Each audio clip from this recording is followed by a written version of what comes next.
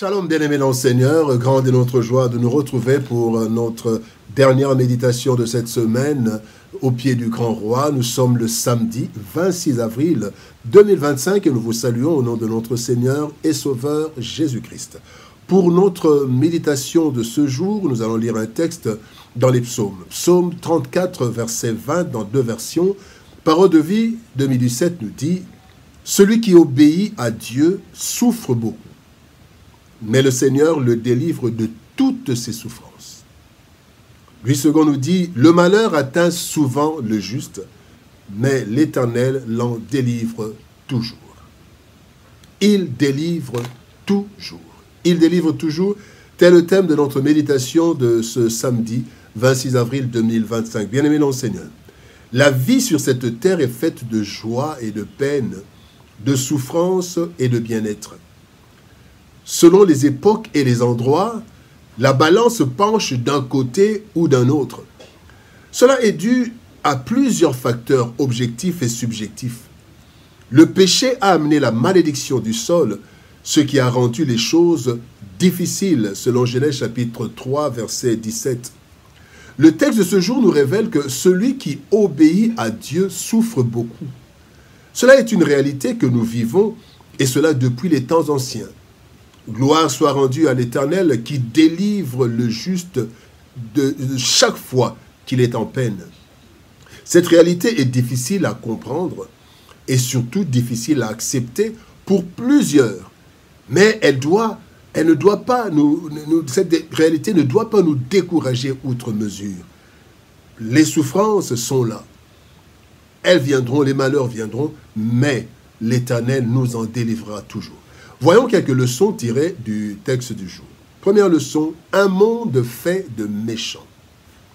Quand nous lisons 2 Timothée chapitre 3 versets 1 et 2, la Bible dit « Sache que dans les derniers jours, il y aura des temps difficiles, car les hommes seront égoïstes, amis de l'argent, fanfarons, hautains, blasphémateurs, rebelles à leurs parents, ingrats, irréligieux », vous pouvez continuer jusqu'au verset 7.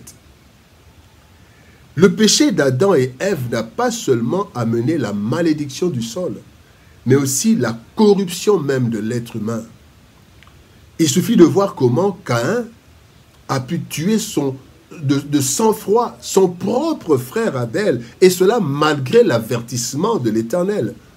Genèse chapitre 4, verset 7, l'Éternel dit ceci, « Certainement si tu agis bien, tu relèveras ton visage, et si tu agis mal, le péché se couche à la porte, et ses désirs se portent vers toi, mais toi domine sur lui. » C'est l'Éternel qui parle à Caïn. Malgré cela, Caïn n'a pas suivi, il a tué son frère. La méchanceté de l'homme vient de plusieurs sources. Nous en donnons 3. La méchanceté de l'homme vient de son état de pécheur. Paul est en train de dire dans Romains chapitre 7, verset 20, « Si je fais ce que je ne veux pas, ce n'est plus moi qui le fais, c'est le péché qui habite en moi. » La nature pécheresse de l'homme, son état de pécheur. L'autre origine, c'est l'environnement pollué. La Bible nous dit dans 1 Corinthiens chapitre 15, verset 33, « Ne vous y trompez pas, les mauvaises compagnies corrompent les bonnes mœurs. » La troisième source de la méchanceté de l'homme, c'est le diable qui enrôle des humains. La Bible nous dit dans Éphésiens chapitre 2, verset 2, « Selon le prince de la puissance de l'air, de l'esprit, qui agit maintenant dans les fils de la rébellion. » L'esprit, le diable, qui agit dans les fils de la rébellion, qui les enrôle. Bien aimé, cette situation est irréversible. Car il est écrit dans 2 Timothée chapitre 3, verset 13, « Mais les hommes méchants et imposteurs avanceront toujours plus dans le mal. » Et Christ dit, l'iniquité sera accrue, dans Matthieu 24. Bien aimé, le deuxième point, la deuxième leçon, c'est, parlons des malheurs du juste, les malheurs du juste. Jean chapitre 15, verset 18 à 19, il est dit, « Si le monde vous hait, c'est Christ qui parle, si le monde vous hait, sachez qu'il m'a haï avant vous. Si vous étiez du monde, le monde aimerait ce qui est à lui. Mais parce que vous n'êtes pas du monde, et que je vous ai choisi du milieu du monde, à cause de cela, le monde vous hait. » Bien-aimés, C'est dans ce monde que le juste est appelé à vivre, dans ce monde des méchants, que le juste est appelé à vivre et à faire la mission de Dieu. Christ a dit, je vous envoie comme des brebis au milieu des loups. Bien-aimés, et la mission que le juste doit faire, c'est d'abord de faire de toutes les nations les disciples, selon Matthieu chapitre 28, verset 19, et la mission d'être témoin du Christ partout, Actes des Apôtres, chapitre 1er, verset 8. Christ y a vécu, il a vécu dans le monde, et il a été maltraité. Il a même prévenu, quand vous lisez Luc chapitre 23, verset 31, Christ dit, « Car si l'on fait ces choses au bois vert, qu'arrivera-t-il au bois sec ?» C'était lui le bois vert. Qu'arriverait-il au bois sec que nous sommes?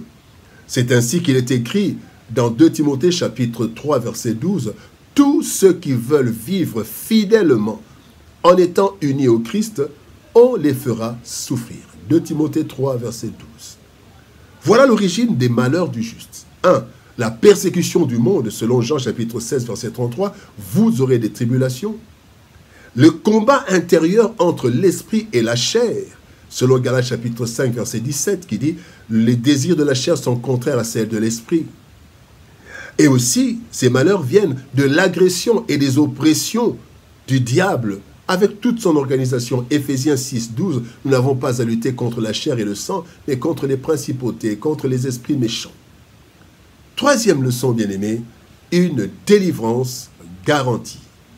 Le psaume 34, verset 8 nous dit « L'ange du Seigneur, l'ange de l'Éternel, monte la garde autour de ceux qui respectent Dieu, il les délivre. » Job déclare dans Job chapitre 19, verset 25, « Je sais que mon Rédempteur est vivant et qu'il se lèvera le dernier sur la terre. » Bien-aimés, cette assurance doit être celle de chaque chrétien désigné comme juste dans le texte du jour.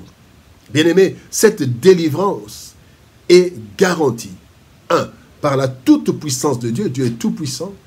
2. Par notre identité d'enfant de Dieu entre ses mains, mais aussi par notre vie de sanctification. La Bible nous dit, dans 1 Jean chapitre 5, verset 18, « Nous le savons, tous ceux qui sont enfants de Dieu ne commettent plus de péché, vivent dans la sanctification. En effet, le Fils de Dieu les protège et le mauvais ne peut pas les toucher. » 1 Jean 5, 18. Bien-aimés, Dieu utilise cependant les malheurs qui nous arrivent pendant un temps pour nous perfectionner, tel qu'il est écrit dans 1 Pierre chapitre 5, verset 10, « Le Dieu de toute grâce, après que vous aurez souffert un peu de temps, vous perfectionnera lui-même, vous affermira, vous fortifiera et vous rendra inébranlable. » Des épreuves.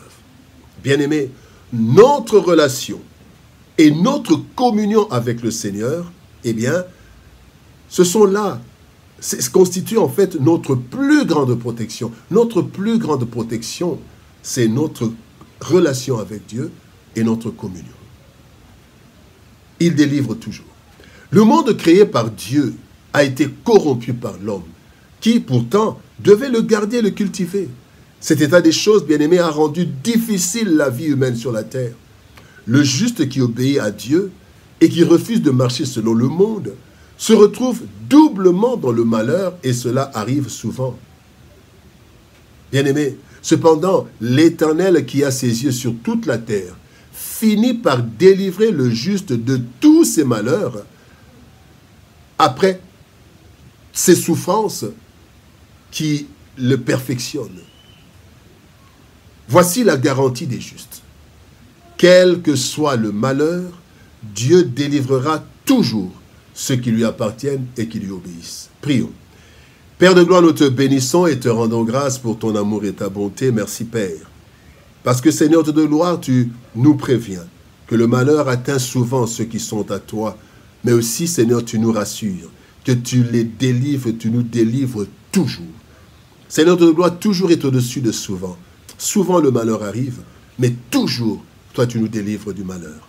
Seigneur, merci, merci pour cette assurance. Merci Seigneur de gloire pour cette garantie que tu nous délivres toujours. Ainsi, aide-nous Seigneur de gloire à comprendre Seigneur, à ne pas, Seigneur au Dieu de gloire, être distrait, à ne pas paniquer, mais à savoir que quel que soit ce qui nous arrive, toi tu nous délivres toujours. Bénis ta parole et bénis ton peuple et bénis ce week-end. Au nom de Jésus-Christ, nous avons ainsi prié, Père. Amen. Bien-aimés dans le Seigneur, que Dieu nous bénisse. Shalom, au revoir, bon week-end.